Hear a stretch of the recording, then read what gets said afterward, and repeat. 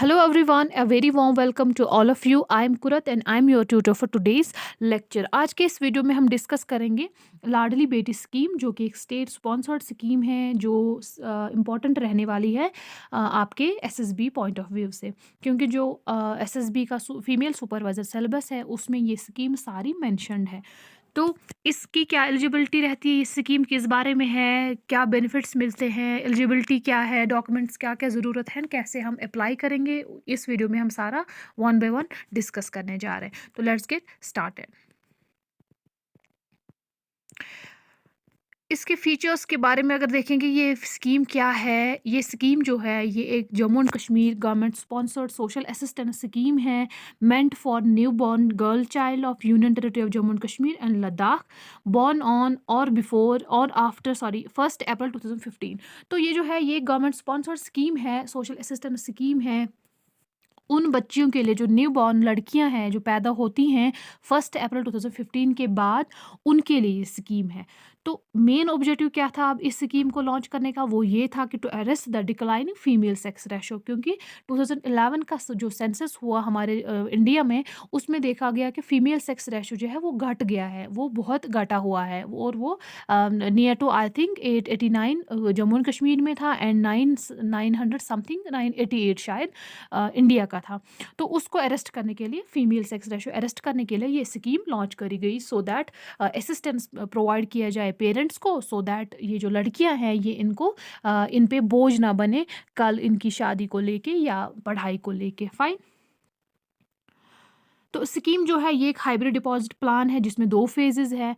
पहला फेज़ जो है ये रिकरिंग डिपॉजिट होता है 14 इयर्स के लिए, एंड दूसरा फेज़ जो है जिसको बोलते हैं क्यूमुलेटिव टर्म डिपॉजिट 7 साल के लिए। तो टोटल आपका 14 इयर्स प्लस 7 इयर्स हो गए 21 साल। अगर मतलब कोई लड़की या आपकी बेटी, मान लो किसी की बेटी पैदा होगी 1-2 महीने, उसने पहला अकाउंट फेज़ 1 में उसने उसका रिकरिंग डिपॉजिट अकाउंट खोल दिया बैंक में, ठीक है?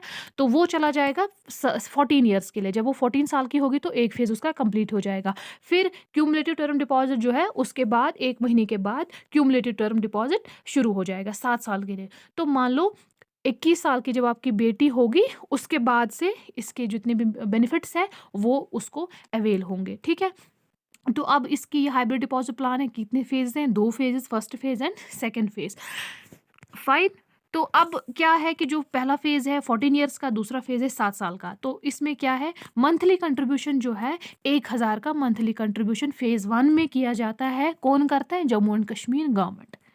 तो मंथली जब आप इस बच्ची का रिकरिंग डिपॉजिट खोलोगे, अगर सेविंग बैंक का कोई फ़ायदा नहीं है। रिकरिंग डिपॉजिट इसलिए क्योंकि उसको इंटरेस्ट भी बनता है, रिकरिंग डिपॉजिट का थोड़ा बहुत इंटरेस्ट भी चढ़ता है, ठीक है? तो आपकी फिर वो एफडी बनती है। उसके बाद वो चली जाती है क्यूमुलेटिव टर्म डिपॉजिट में 7 साल के लिए। तो मंथली कंट्रीब्यूशन 1000 का होता है। 1000 आपके बच्ची के अकाउंट में चला जाता है पर मंथ। वो कौन करता है? वो government of Jammu and Kashmir करता है। पेरेंट को कोई भी पैसा कुछ भी खर्च नहीं करना पड़ता है, खुद गवर्नमेंट ये, तभी इस स्कीम को लाडली बेटी स्कीम कहते हैं। तभी इस लड़की, जो लड़की है जिसका अकाउंट बाप ने खोल दिया, तो पैसे कौन डाल रहा है? गवर्नमेंट। तो ये लड़की जो है ये गवर्नमेंट की लाडली बेटी बनती है। Fine. Okay, moving to next. तो गवर्नमेंट ऑफ इंडिया जो है 1000 रुपया पर मंथ इस रिकरिंग डिपॉजिट में जमा करती है। जब 1000 रुपये इसका जाएगा तो एक साल का कितना आएगा? एक साल में 12 महीने तो 12,000। एंड अगर नेक्स्ट, क्योंकि 14 इयर्स का फेज़ 1 है, तो 14 इयर्स का कितना अमाउंट बन जाएगा आपका? 1,68,000, ठीक है?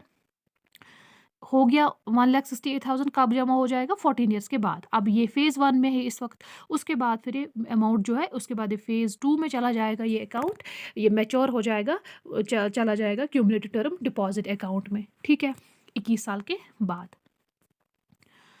तो नो पार्शियल ड्रॉल्स और फोरक्लोजर्स आर अलाउड, क्योंकि देखो क्या होता है, अब 14 इयर्स के बाद दूसरा फेज जो है 7 इयर्स का है, तो टोटल कितना है? 21 इयर्स का। इसमें अगर पेरेंट चाहे कि मैं यार थोड़े बहुत पैसे जमा हुए होंगे तो मैं जाके निकालूंगा, वो एप्लीकेबल नहीं है, ना ही आप इसको क्लोज कर सकते हो। Maturity benefits are paid upon completion of 21 years or 85 months after the last installment.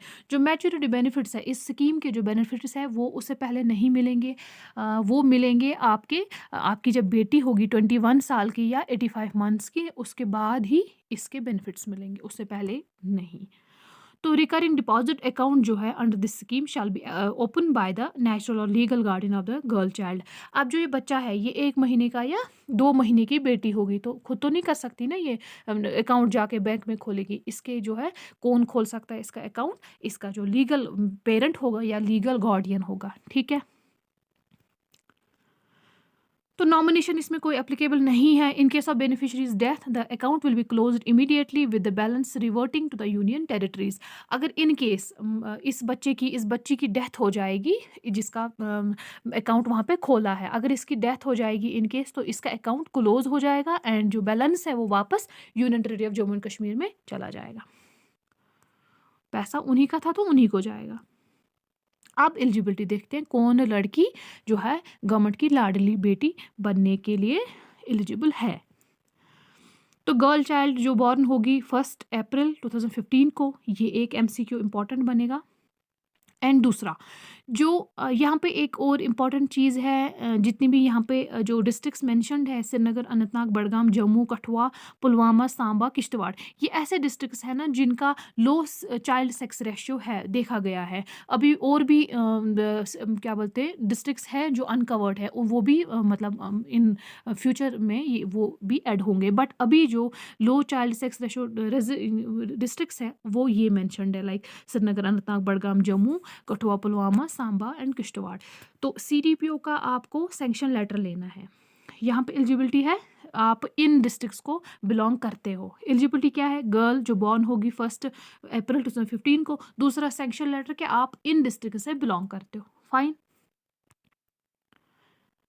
तीसरा जो है गर्ल वो लड़की जो बॉर्न करेगी उन पेरेंट्स की फैमिली से जिनकी मंथली इनकम 75,000 से कम होगी, फाइन। ये 3 चीज़ें ज़रूरी है। कमिंग टू अब डॉक्यूमेंटेशन, इसके लिए क्या है? पहले आपका एप्लीकेशन फॉर्म लाना है, ओके, लाडली बेटी स्कीम के लिए। उसके बाद KYC norms of parent and guardian. KYC norm जो है ये ज़रूरी है क्योंकि आपको दिखाना है इनकम आपकी 75,000 से कम है कि नहीं।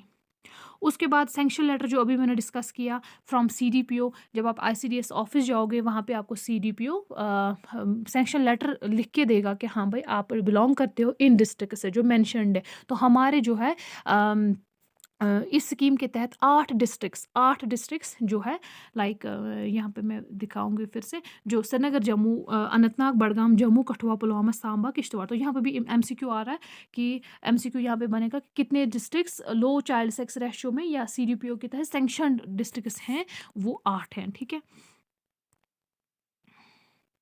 अब application form, KYC norm and sanction letter आप CDPO से लाओगे तो then only you are eligible for this scheme, okay. I hope आपको ये लेक्चर अच्छा लगा होगा and please do share this video with your friends and family.